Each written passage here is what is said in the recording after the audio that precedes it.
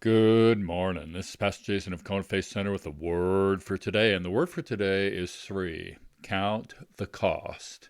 There is a cost to follow Jesus. The first cost is to come when he calls. This means when he calls, I respond whether it's convenient or not. I drop everything to respond to his call. Knowing that I won't know the timing on every call, knowing that I won't know the purpose for every call, knowing that the only thing I will know for sure is that he calls. The second cost is to love him more than family. This is difficult to say the least.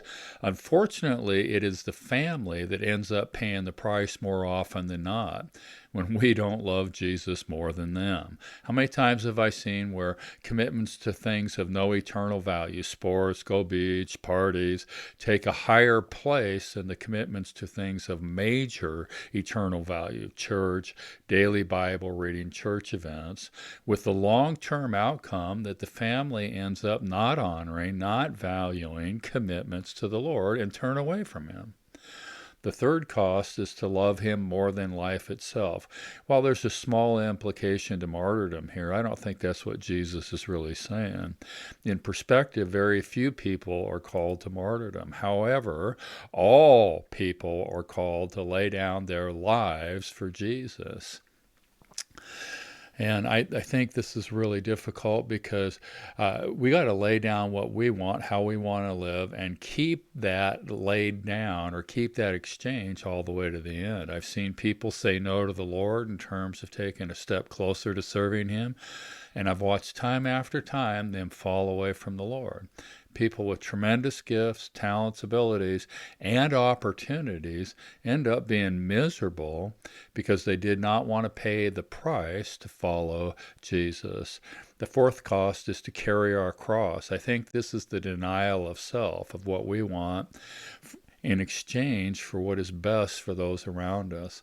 I think this is the maturation process of truly living to love and serve others instead of self.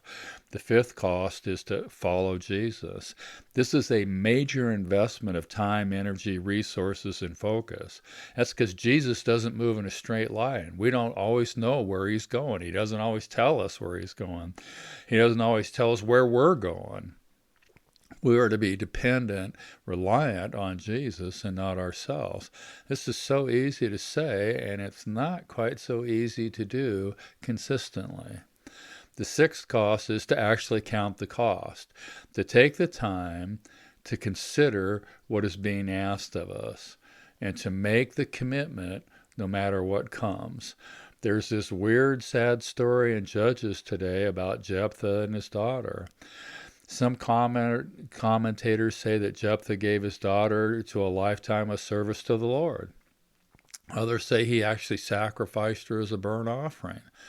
I like the former explanation much better than the latter, but the Bible's not clear on either one. Either way, the cost was not just his daughter, but it was the end of his line, the end of his family, which was super important to men in those days. The lesson from Jephthah is not to be rash in making vows, it's to count the cost. Combined with what Jesus said in Luke, it means to really take the time to fully appreciate the cost. I find it interesting that Jesus ends the story with, "Whoever does not forsake all cannot be my disciple." Count the cost.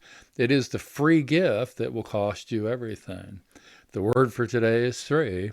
Count the cost. God bless. Check in tomorrow.